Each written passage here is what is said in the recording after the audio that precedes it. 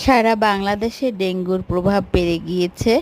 তার সঙ্গে সয়েসে একটা জ্বর হচ্ছে যা 3 দিন থেকে 4 দিন থাকে এবং হাত পায়ে অনেক ব্যথা।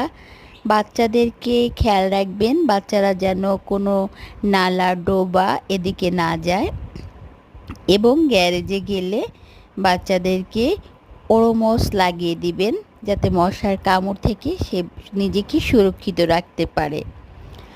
আমাদের বলা যায় না, আমাদের ছোট ছোট বাচ্চাদেরকে আক্রমণ করলে ওদের মাথায় জ্বর উঠে যাওয়ার সম্ভাবনা থাকে। জ্বরের তাপমাত্রা 104 থেকে থাকে, কম হলেও 3-এর নিচে যেতে চায় না 3 দিন পর্যন্ত।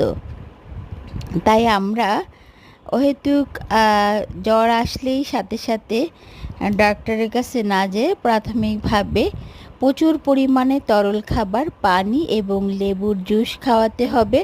সাথে মাল্টার রস এবং পেঁপে প্রচুর পরিমাণে খাওয়াবেন, পেয়ারা কেটে দিবেন।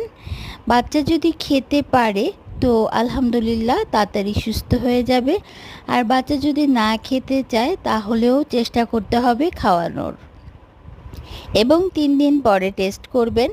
একদিন পরে টেস্ট করলেও দেখা যাচ্ছে ডেঙ্গুই হচ্ছে আর সেই সোয়াইছা জ্বরটা হচ্ছে। আমার ছোট মেয়েকে বলছি, ও খাওয়া দাওয়ায় অনেক এক্সপার্ট, সে খাওয়া দাওয়া ঠিকমতো করে দেখেই তার একবার ডেঙ্গু হয়েছিল।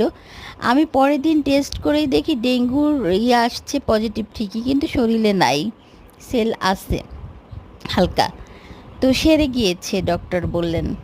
তো এই জন্য বলছি। আর আমার ছেলেটা হচ্ছে খাওয়া দাওয়া খুব আলসেমি করে, খেতে চায় না। তো বাচ্চাদের খেয়াল রাখবেন।